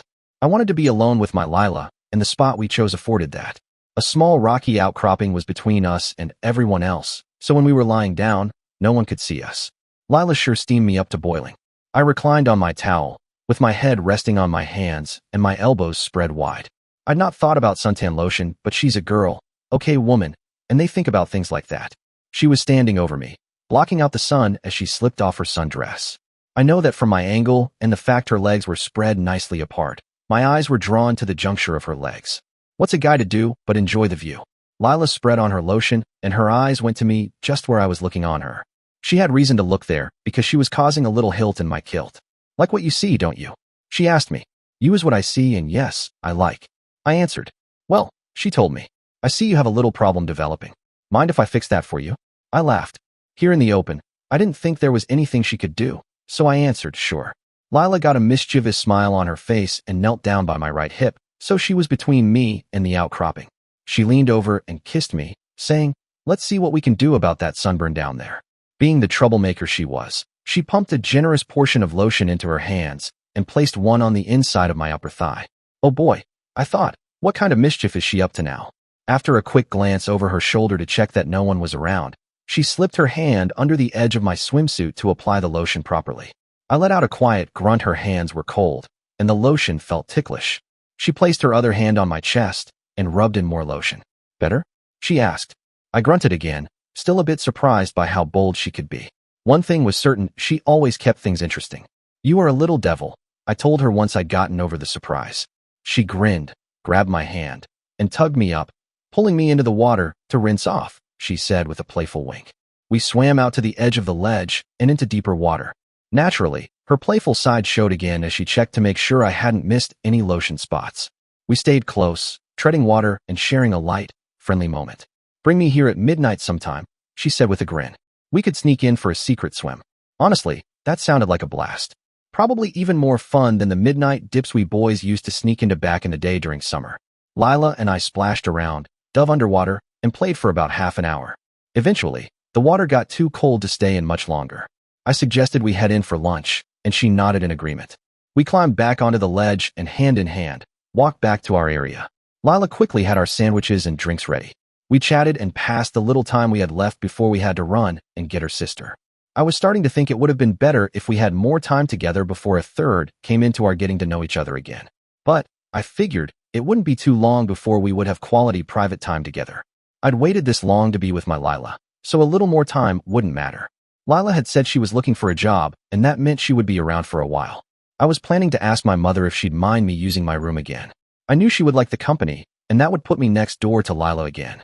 I also figured that would solve, at least for a time, a problem that had just come up in my life. Okay, it was a rather big problem, but moving back home would take the pressure off me and allow me to regroup. Mentally, I made a note to make everything clear to my mom tomorrow and plan getting my life back in order. Of course, it was turning into a benefit because I'd be, as I mentioned, next door to the love of my life.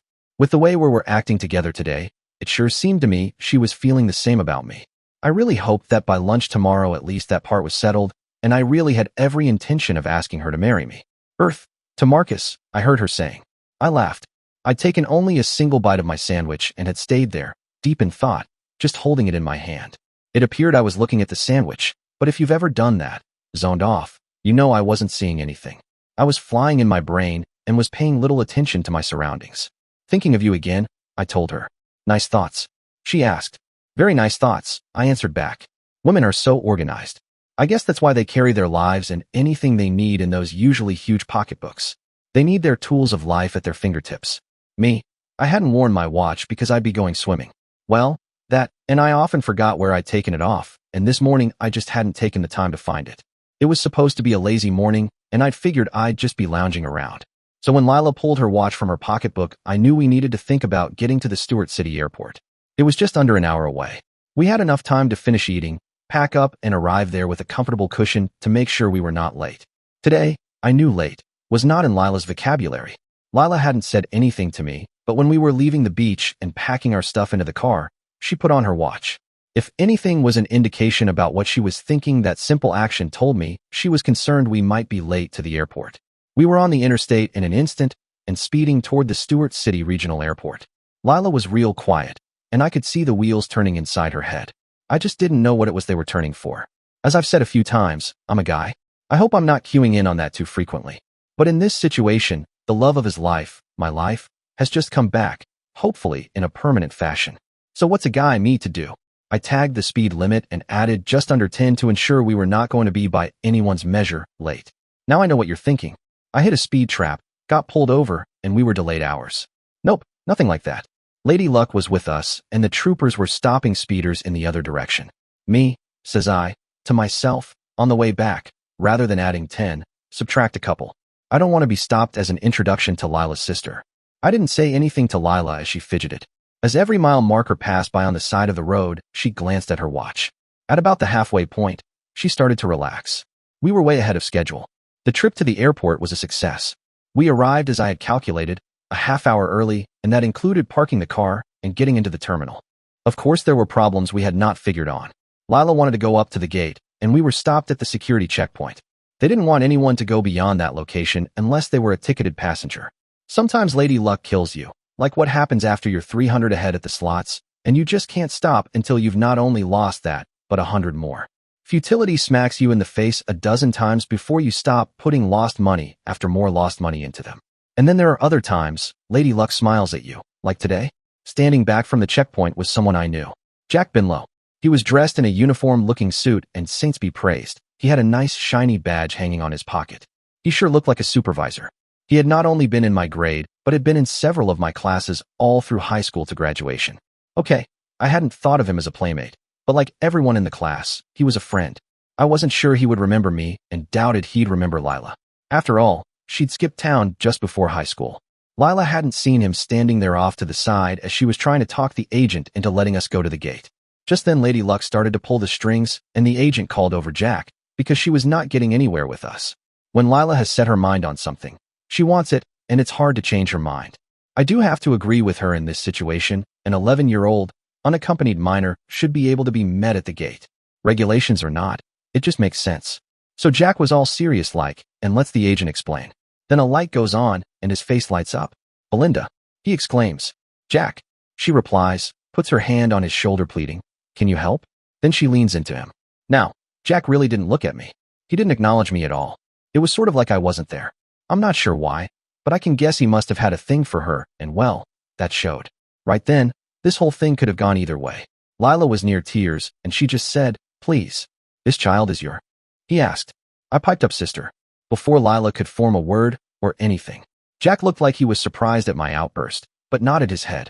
He thought for a second, and then said, "Okay," to Lila. Continuing to look directly at her, he added, "I'll have to accompany you to the gate just to follow regulations." Now, I was wondering if that was an actual regulation or was he just twisting things, trying to get into a favorable place in her heart. Now, I knew that's just where his name went, but it didn't bother me because he moved into that place in my scheme of appreciation too. So go along he did. What was funny was there was no mention or hardly any recognition of me. I hesitated for a second as Lila followed Jack through the scanner, and then those two walked off. I had no idea if I was permitted, just being a bystander, but the agent smiled at me and waved me though. I was afraid that something would beep when I was scanned, but it didn't. Yeah, Lady Luck had struck again. It took a couple of fast steps, and then I was walking just a little behind them. After I was well past the scanner, I realized that it didn't go off when Jack went through. With all the metal he was carrying, the scanner must have briefly been turned off. Go figure, I thought. Sometimes friends appear in the strangest places. It was nice that it happened in this time of need. I don't know how Lila would have handled it if she had been denied the trip to the gate. Anyway, as we neared the gate, Lila and Jack were chatting up a storm. They were talking their stuff, sharing who did this and who did that, who was married and was not, and on and on. Okay, even though I pretty much knew all the details, I just didn't want to interrupt their conversation with my input. So, even before they stopped a few feet from the actual gate area, I had shifted over to the window to watch the toy planes. Now what boy, okay guy, doesn't want to watch the planes pull in and out, take off and land? Yeah, another guy thing. To be honest, I'd zoned out on their banter, and it was either doze off or watch the toy planes on the other side of the window. When I saw a plane approaching the jetway for our gate, I meandered over to the chatting pair and said I thought the plane had arrived. Well, it was that moment I realized, as I had thought or hedged on, Jack had no intention of letting me do the gate walk. I had two faces turned toward me. Lila's was all smiles and Jack's was one of oops. He must have thought, oh well, it was too late anyway. I figured I'd play it cool and just let things happen and hope an international incident wasn't provoked by my being in the wrong place at the right time. I moved back a few steps and let them look longingly at the jetway door. Finally, travelers started bustling out. Some wandered without any seeming purpose. Others were on the luggage dash to be first at the baggage pickup conveyor belt in what they figured was the best place to be to get your goodies. We all have played that game one time or another. I didn't know if Melanie had brought anything other than a carry-on something or other, or if we would have to play that uniquely airport waiting game. The plane was a smaller commuter plane, and I guess it held about 50 people. It seemed to me that particular plane was like the Volkswagen you see at the circus. You know, the one where after the shortest and tallest clowns you have ever seen manage to extract themselves from the tiny bug, only for 50 more clowns to emerge, and then they all run around. Well, it was at the point where all of the clowns had emerged from the jetway and no one else was in sight. With the door open, we could see the entire run, down to the point where the little rotating end was. It was twisted to the left, and there was not a soul to be seen. Lila looked over at me and looked as if she was ready to burst into tears. I was sure she was thinking her sister had been swept away by the aviation devil, never to be seen again. It was at just the moment I realized none of the flight crew had exited the plane that I had my heart stop. I don't know if I actually made a sound, but it felt like I had gasped. Just rounding the end of the jetway, with a flight attendant in tow, was Lila, age 11. There was my tomboy again, just as I had imagined her, and just as she had looked back then. Well, this little girl, or not so little girl, was a sight that crinkled every nerve ending in my body. Melanie was definitely Lila's sister. They could have been identical twins, separated as embryos at conception, with Melanie held back a decade. Emotions I hadn't known existed surged through me. I was astounded. Finally, the flight attendant realized the group at the end of the tunnel was there waiting for her charge and let her hand go. Melanie lurched away and ran at top speed up the jetway. It was Lila running there for me. I had two Lilas. I was in heaven. Lila was the first one to be attacked, and Melanie almost knocked her off her feet. It was a grade A tackle worthy of any football player. Lila's arms came around that little spirit, and they gave each other a huge shake of a hug followed by a nice affectionate kiss. Then, things got interesting and strange at the same time. Lila was starting to introduce Melanie to Jack. A frown came over Melanie's face as the introduction progressed. There was the perfunctory handshake, and then Melanie saw me. Well, if there was ever a bee with a homing device, Melanie was it. She had one, and it was pointed to me. The smile on her face broadened into the hugest of Lila's smiles. My heart melted on the spot. She dropped Jack's hand, and the mad dash was on again. If you think the tackle that Lila got would have flattened her, you should have seen the one that Melanie laid on me. Things happened so fast that I have to take it in slow motion. There was so much to see and interpret that my mind almost couldn't keep up with the action. First, I realized that Melanie had her hair tied back in the same ponytail that Lila always had. The little difference was Lila always used a yellow or red ribbon. Melanie, well, she had a blue ribbon in her hair, securing the ponytail in place. Lila never wore blue. That was a boy's color. Now, remember the action started as Melanie dropped Jack's hand. I had realized the color of her hair ribbon as she turned her head, to and fro, from Jack to Lila, and back a couple of times. Her hair just seemed to flow as it was pulled back and forth by her twisting head. Sort of liquid motion. Another little difference was her hair was just a shade or two lighter than Lila's hair color. I guess it was sort of in between Lila's and that of my lighter, almost blonde hair. Just about the same color as Mary's, their mother. Or at least what I remember her hair was like. Well, the next things all happened at the same time. Melanie had been wearing a backpack. You guess it, blue. The same color as the ribbon I assumed she wore constantly. Well, the backpack suffered from inertia.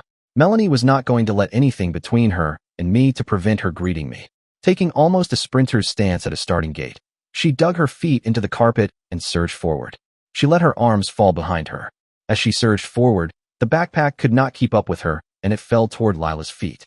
If there had been time, I would have laughed, because Lila anticipated the gravity effect and sprang into action. I caught the blue flash as it fell toward the floor. One hand of hers went on to latch onto one of the pack shoulder straps, catching it. At the same time, Lila brought her other hand up to her face as it beamed to me. I guess she was a little bit surprised at Melanie because there was a little crinkle around her eyes which I figured had caused that to happen. Actually, Lila was quick and caught the backpack before it hit the floor. I guess, if there were any breakables, it would be better not to let them break. Now, we have Melanie accelerating to the speed of light toward me. The next thing kicks in as she starts to scream like a banshee, waving her arms wildly over her head. Lila at that age could really let out a high-pitched scream of glee. Well, Melanie also had that ability down pat, and it caused everyone to look our way that was in that part of the airport. I steadied myself, waiting for the inevitable. I braced myself and widened my arms as if I was waiting for a long-lost friend, or perhaps my closest aunt, for a bear hug. Well, I guess I was 10 or so steps from Lila and Jack, which Melanie covered in milliseconds. Then about 3 paces from me, she hit the launch button and lifted into the air. Thud! She hit me right on my chest. Now I don't know how she did it, but I figured I'd be a goner and they would have to call a medic to resuscitate me.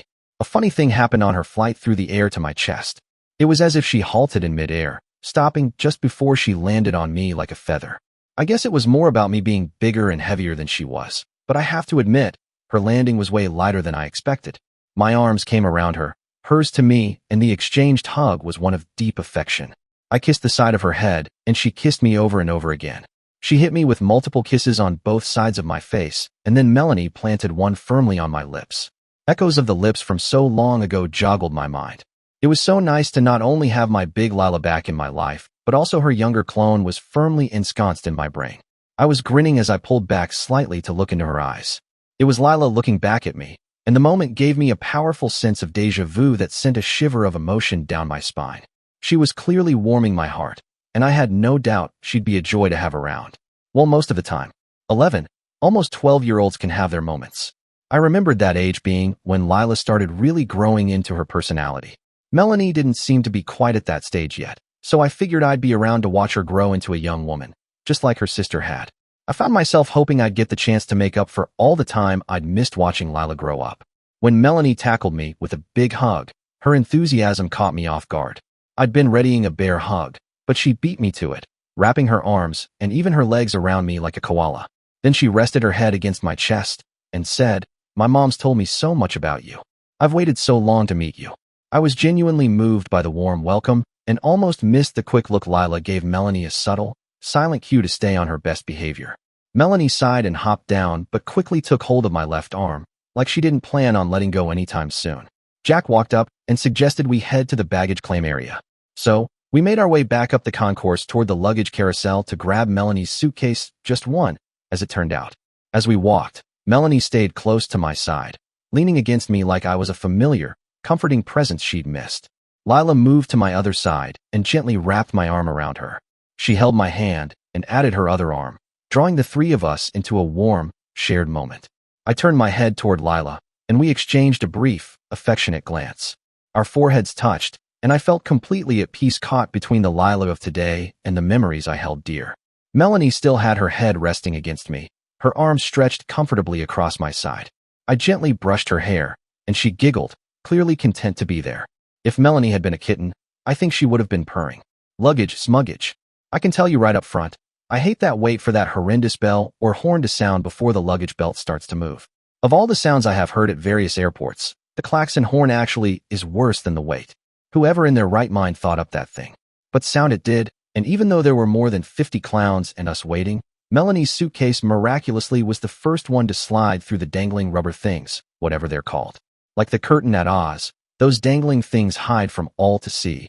The monkeys perhaps controlled by the Wicked Witch of the North that damage our luggage.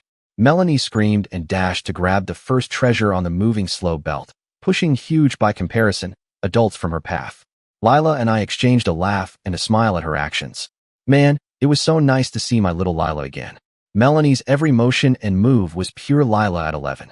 There was such a familiar sway to her hips that a picture of Lila swinging and swaying, practicing her dancing in their backyard, flashed through my memory. I could really feel Melanie slicing into my heart, and I loved the warmth she was spreading through it. I squeezed Lila's hip with my hand that she was still holding tightly to her. There was only one thing to do to express the love I was feeling for the both of them, and that was to reach up with my left hand, pull her chin my way, and get lip-locked to that wonderful face. Everything whited out. All my senses just went on hold as our lips told each other we were way past just loving each other. If there had been a way, I'd have found a closet and there would have been a lot more than kissing going on. As it was, there was soon a tug on my shirt from a little hand called Melanie. Both Lila and I separated our lips. I looked down at the interruption to see 2 things. The first was Melanie had not only tugged on my shirt, but was tugging on her sister's sundress. The other thing I saw was that grin I so much loved beaming up at us. The next thing that happened had all 3 of us laughing. The little devil started to show her stripes, if devils have stripes, when she told us laughing, "Get a room."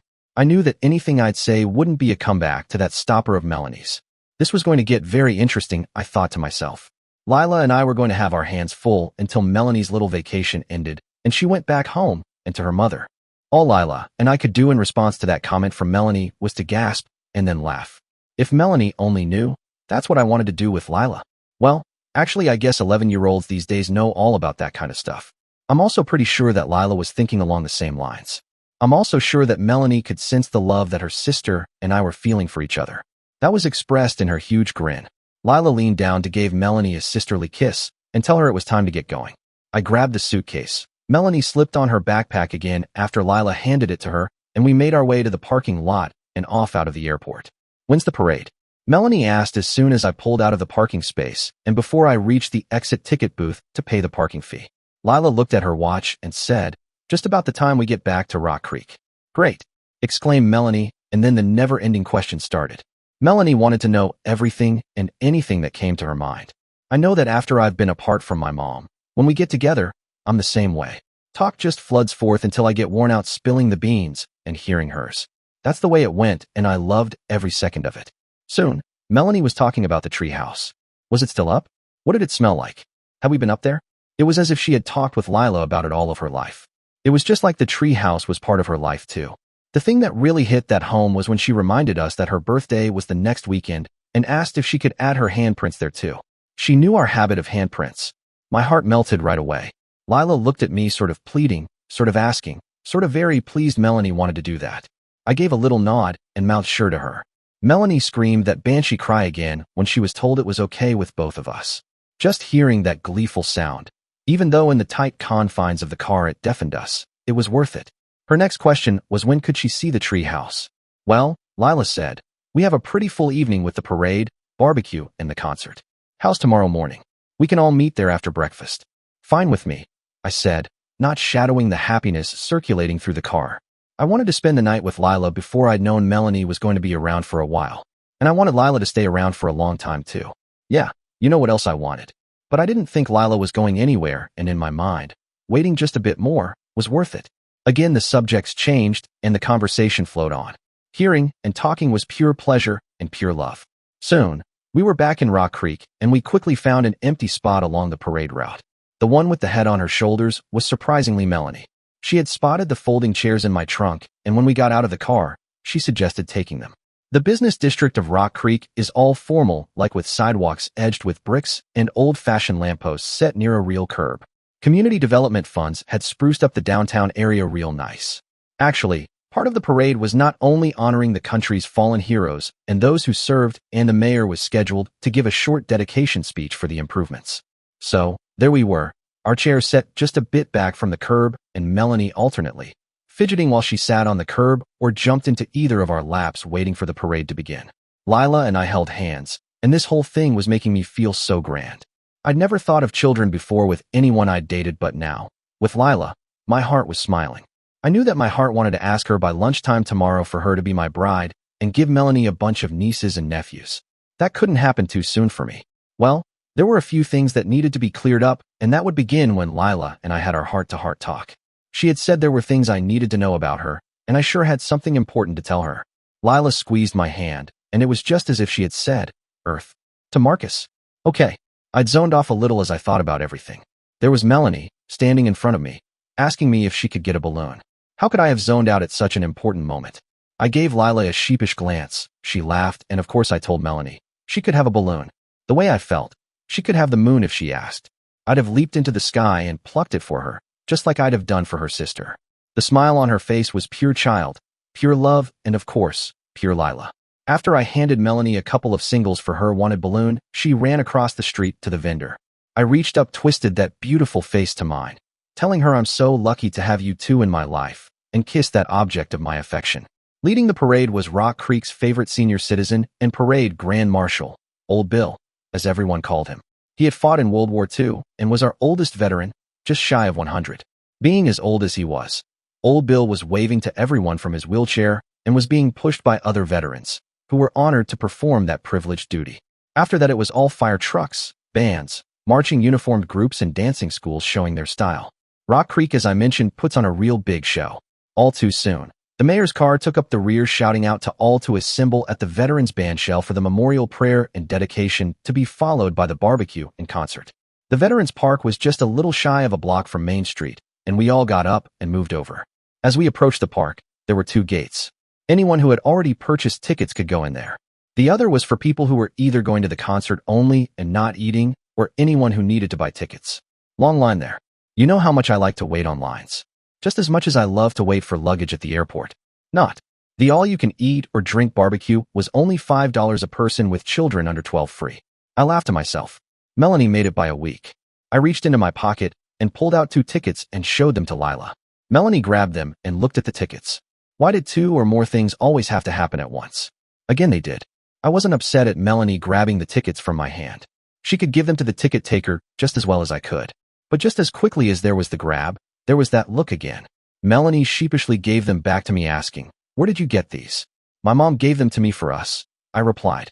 Again, the thought that my mom had planned all of this flashed through my head again. I'd just gotten home on Friday night, last night. She had not had time to get them before I left this morning. Then I turned to Lila and was met with her ever-present, seeming to know-all smile. Geez, I thought to myself, that smile is just like my mom's.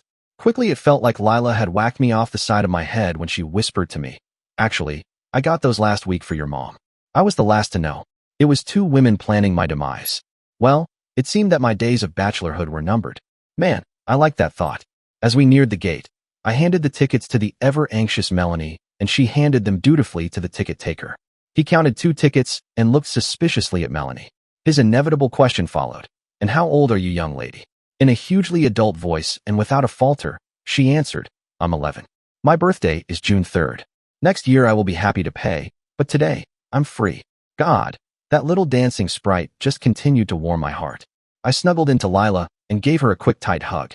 "Good job," I told to a beaming Melanie as we walked into the barbecue area.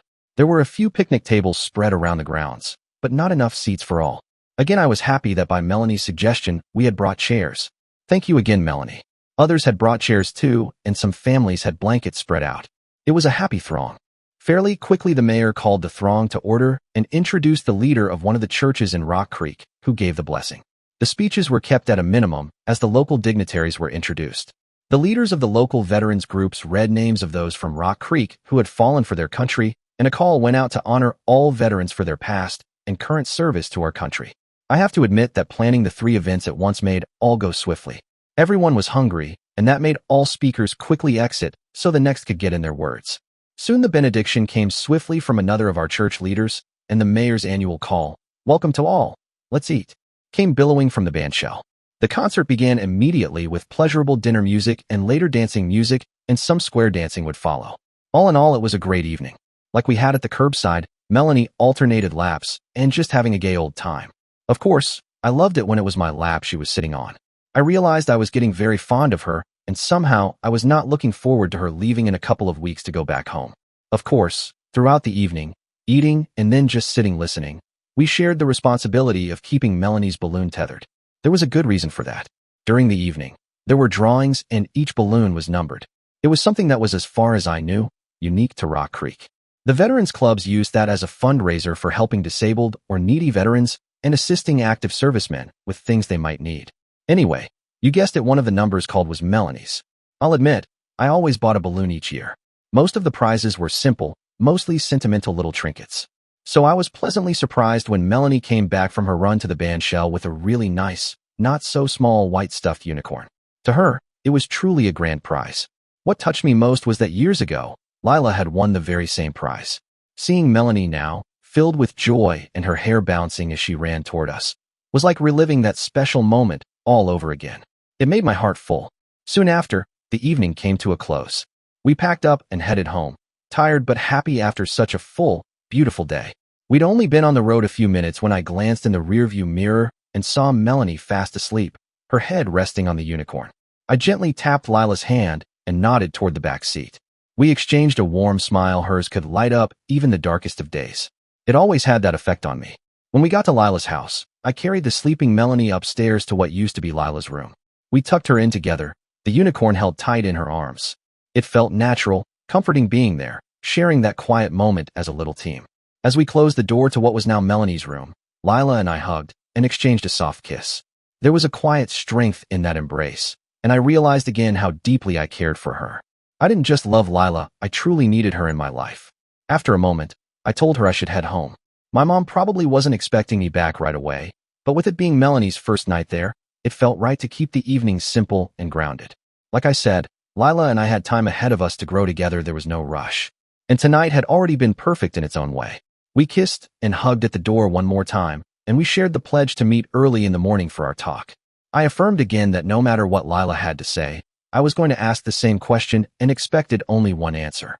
Of course, my house was silent, and just dim night lights illuminated the stairway and upstairs hallway as I made my way to my old room. I smiled to myself into the same mirror and saw that same little boy's countenance smiling back at me as I had seen in the morning. Being the guy that I am, I just left my clothes in a pile in front of the mirror and slipped between the covers. It was a marvel to me that barely 18 hours ago, I was crying out my heart to the treehouse of my youth. In return, what a wonderful day it had given me as it reconnected me to my Lila and added her sister to the mix. Sometimes, even in the deepest of shadows, a light shines.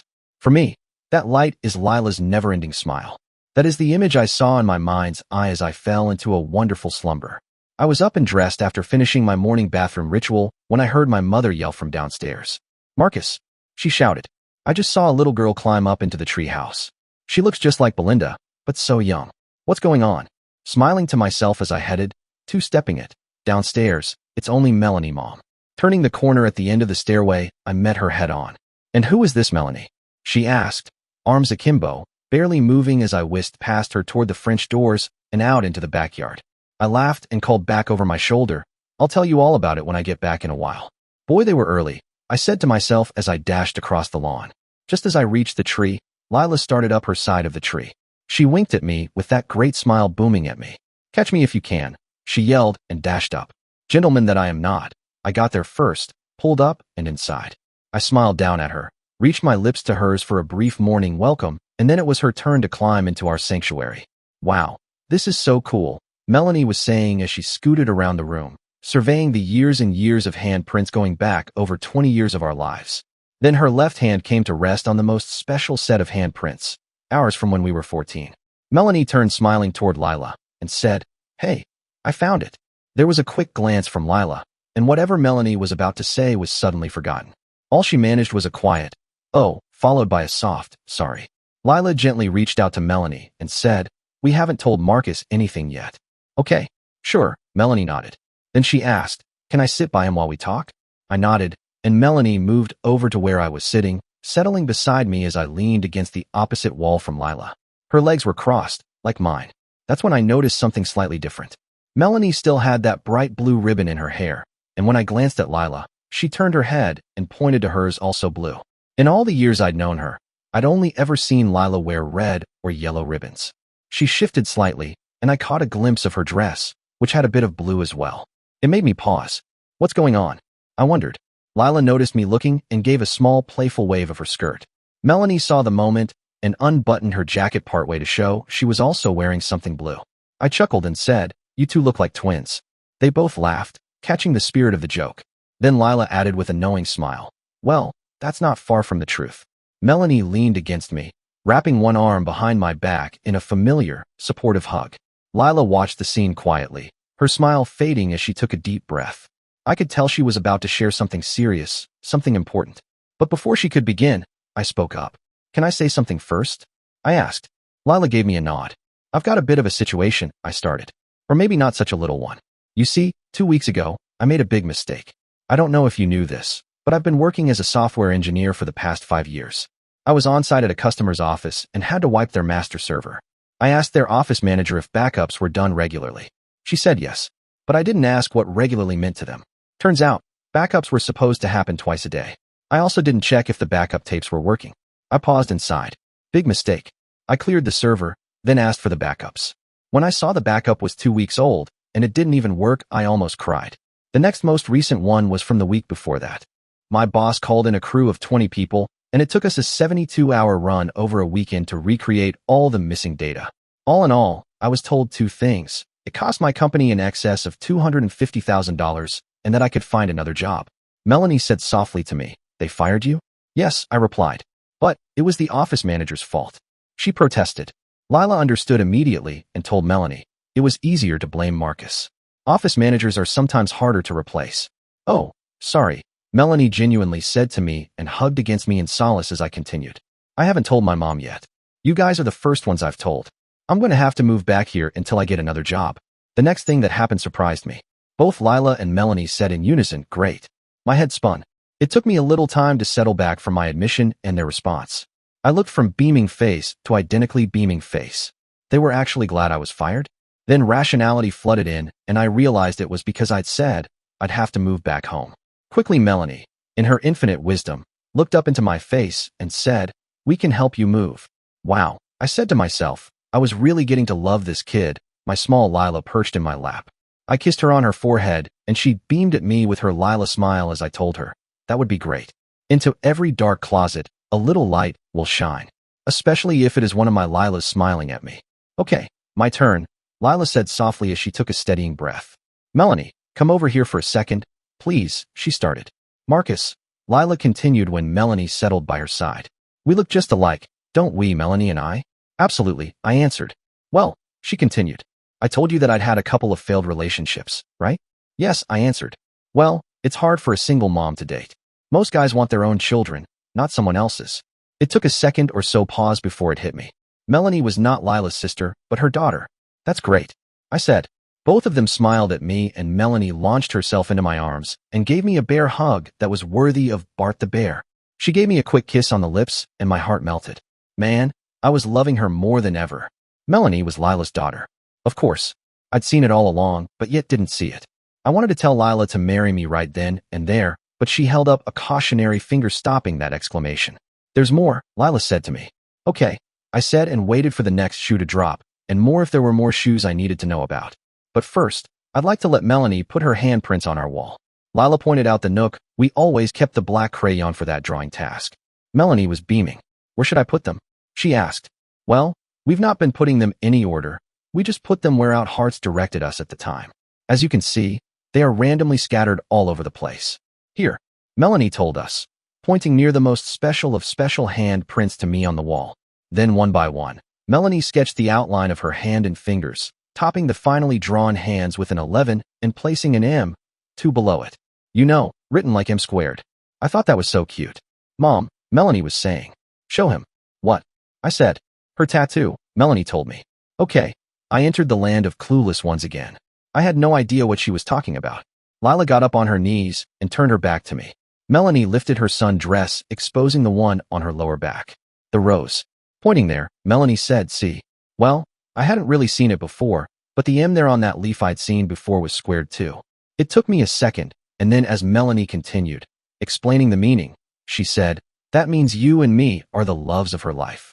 I'd understood that when I saw the M the first time and well, seeing it again, well, that really blew my mind.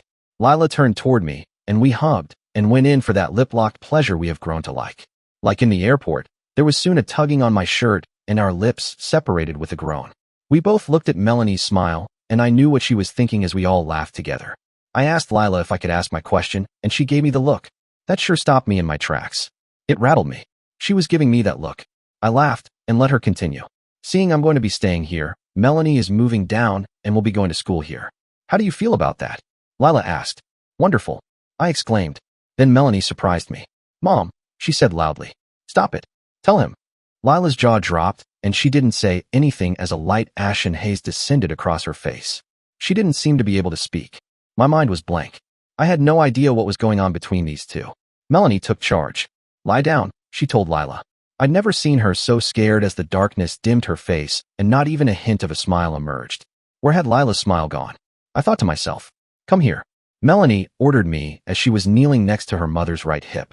Obediently, I scooted over opposite her, next to Lila's left hip. Not too gently, Melanie lifted the sundress way up, revealing those beautiful blue briefs and the tattoo I adored. Lila was trembling, and I was sure she was starting to tear up under the hand she had covering her face. I was just a little confused at Lila's reaction, and shall we say startled at Melanie taking the reins. What happened next was the be-all of the end-all of bat swings a person might ever get in their life to shatter their brains. Melanie hit me with it, square in my noggin. She told me, look. Reaching over, She slowly pulled the top of Lila's briefs down, revealing our two-handed tattoo she'd shown me when she changed into her bikini. Underneath, I saw just what I expected was there. Marcus, I said out loud. Well, Melanie gave me a genuine pout and said, read it again. That second is when it all hit me, the biggest time ever. It screamed Melanie at me. My voice was connected to my heart as I figured out what Lila's tattoo meant. I had said out loud, Melanie, oh my goodness, you're my daughter. That's wonderful. I'm so happy. Melanie yelled, Daddy, and launched at me for the third time. This time she did knock me right over onto my back. She rained kisses on me as she hugged me, saying Daddy over and over, adding from time to time, I've wanted to do this forever. I hugged her right back. I don't think I'll ever be as happy as I was at that moment. I kissed her right back, loving every kiss and every second. I felt a third join us as Lila settled next to me. I shifted a little and pulled her to me. We kissed, and then she said, I've been so scared to tell you. I'm sorry I've kept Melanie from you and you from her. The hows and whys didn't matter to me. First and foremost, I wanted my Lila to be my wife. Melanie was such a joyful addition. It was then that I asked Lila the question. The one I'd guessed I'd wanted to ask her for perhaps just a little more than 12 years. The very same question that built in my heart the very same day Melanie began her life. Yes, ever since the day we drew our hands together on the wall of this tree house. The very same one that had just brought us back together. Simply put, I just said, marry me? I got two instant answers, yes. One from the love of my life and the other from my daughter. And then we were three. Dear listeners, please share your thoughts in the comment section below and don't forget to like, share, and subscribe.